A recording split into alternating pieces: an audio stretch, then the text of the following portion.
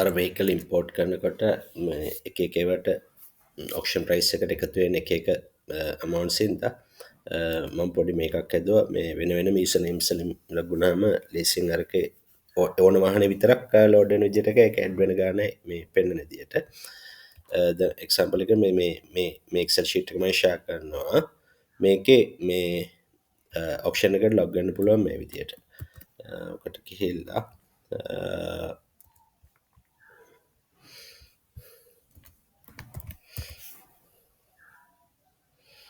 කියලා මේක තියෙන විදිහට username password දාන්න.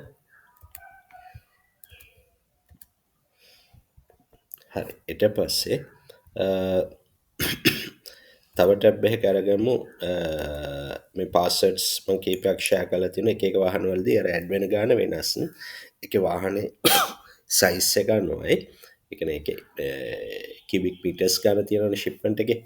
ඒ amount එක අනුව auction එකේ sold price එක අනුවයි ඇත්තටම auction price එකට එකතු වෙන ගාන LC එකේ දානකොට auction price එකට එකතු වෙන ගාන වෙනස් වෙනවා.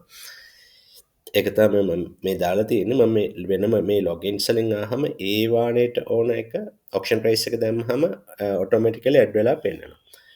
example එකක් ගමු. දැන් මේකෙදි මෙන්න මේ site එකට තමයි යන්න ඕනේ. මේ site එකට ගිහිල්ලා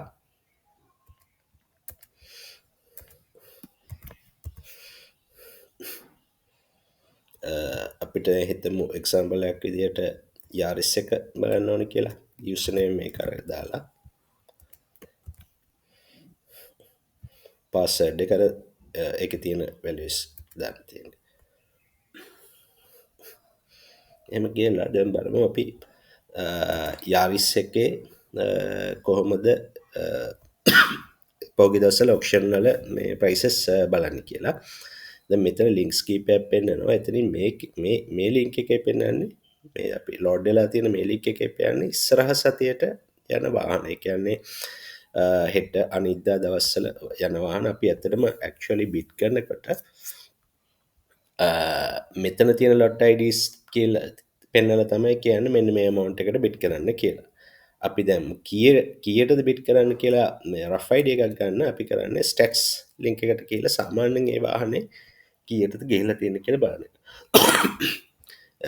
example එකක් විදිහට ගත්තාම අපි ගමු Toyota Yaris එක ගමු.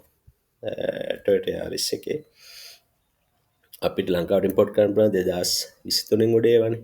2023ට 25 කියලා මෙතන ෆිල්ටර් එක දාලා අපේ ලංකාවට ගේන 1000cc වෙහිකල් එක ඒකේ chassis code එක මේක. දාලා මෙහෙම මේ search එක දාන්න පුළුවන්. දැන් ඔතන තියෙනවනේ සමහර ඒවා sold වෙච්ච නැති ඒවා. එතකොට ඒවා අපි මේ stats වලින් profile එකක් ගන්න හදන. ඒ හින්දා sold prices වලට විතරක් filter කරමු. දැන් මෙහෙම filter කරාම පේන මේ සමහර R grades එහෙම තියෙනවා. මේ වගේ වාහන වලට warranty දෙන්නේ නැහැ. අනිත් එක ප්‍රශ්න තියෙන්නේ මේ ගොඩාක් අඩුවෙන් ගියාට මේ පේනවනේ මේකේ මේ WT mark කියලා මේක වාහනේ තන්නේ කරම පෙරලෙන විදියට හැප්පිලා තියෙනවා. ඉතින් මේ වාහන ගොඩාක් අඩුවෙන් යන්නේ. ඒකෙන් පේනවනේ එන් ලක්ෂ සාමාන්‍ය මේ වාහනයක් කිලෝමීටර් 3000 දුවලා තියෙනවා. එනවා දශලක්ෂ 55000ට ගිහිල්ලා තියෙන සාමාන්‍ය යනට වැඩිය එන් ලක්ෂ 5කින් රුපියල් ලක්ෂ 10කටත් වැඩි අඩුවෙන් තමයි ඒ වාහනේ සෙල්ලලා තියෙන්නේ. ඉතින් ඒ වාහන ගන්නේ නැහැනේ අපි. ඒ හින්දා හොඳ වාහනයක warranty දෙන වාහන option rate 4.5 5 6 සහ S කියන්නේ මේ 0 mileage rating එක. කළා search එක දාමු. කළා දැන් එතකොට sold vehicles වගේ පෙන්නන්නේ. එතකොට දැන් අපි අපිට rough idea එකක් ගන්නනේ මේක මේව කරන්නේ. අපි දැන් මේකෙන් log වෙලා අපි දැන් මේ වාහනේ මේ ගානට buy කළොත් එහෙම කීයද ලංකාවට වෙන්න කියලා මේකෙන් හදමු. මේ ඕන වාහනේ විතරක් මෙතනින් මේ drop down එකේ පෙන්නන්නේ. කළාම අර මේක Excel එකේ විදියට ඒක මේ එකතු වෙලා automatically දෙක ඇසෝක එකතු වෙලා තමයි මේ පෙන්වන්නේ. කළා මෙන්න මේ බටන් එක ඔබන්න ඕනේ. කළාම ලංකාවට total cost එක එනවා. එතකොට මේක ටෝටල් කොස්ට් එක 86.52යි. එකට ඇඩ් වෙනවා අපි වෙහිකල් එක non refundable deposit එක ගන්න වෙන amounts. ඒ අදාළ වාහනේ non refundable deposit එක ඇත්තටම එහි තියෙන total CIF එක අඩු කළා තමයි LC එක අපිට එවන්නේ. එතකොට මේකේ පෙන්නන්නේ LC එකට හැදෙන total cost එක. එතකොට ආගේ total cost එක හදාගන්න මේ amount එකට අර non refundable එහෙට දාන security deposit එක එකතු කළාම හරි. ඇත්තට මේක මේ දාලා තියෙනකොට calculation එකේ ගොඩක්ම accurately එනවා. අපු වාහන වල ටෙස්ට් කරලා තියෙන්නේ. මේ ඔක්කොම මේ ගොඩක් tax component මෙතන මේ add වෙන හැටි දාලා තියෙන්නේ. ලක්ෂරි ටෙක්ස් වගේ සමට වෙසල් එක ප්ලේ වගේ එක ගත්තහම මේ කැටගරකට වැට ඊට අමතර ඇත්තන ද මේ අපි මේ පහුගේ සතිවල බැලොත් එහෙම ගන්නශරේට් එක මීට වඩා අඩුවට කියලති කෝකටත් එක වැඩිගානකට සාමාන්‍ය වැඩිගානකට වගේ මේක දාලා තියෙන්නේ කල්ලා හැමතිස්ස මතක්තය ගන්න මෙන්න මේ බට්න එක තමයි ඔබන්න ඕනේ මොකද අපි හරි ලීගල් සිිස්ටම් එකට ගේනකොට මේ විදියට තමයි මේ ටෝටල් කල්කුලේෂන් එක හැදෙන්නේ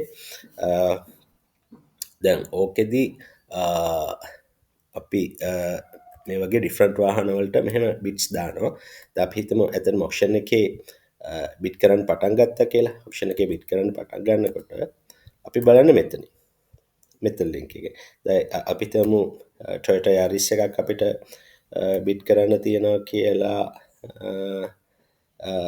හෙට එතකොට අපි මෙතනින් ගිහිල්ලා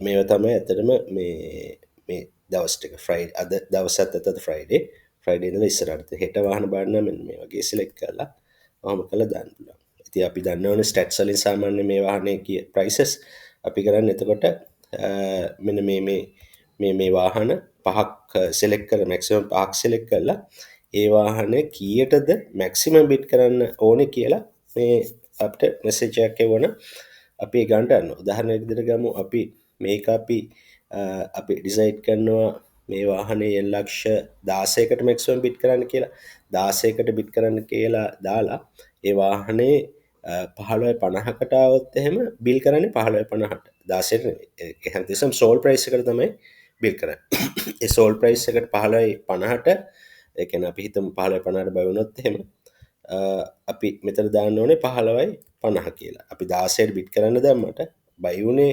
15.50ට නම් දාන්න ඕනේ මේ ගාන. එතකොට ටෝටල් කැල්කුලේෂන් එක හැදිලා එනවා. ඒ විදිහට තමයි කරන්නේ.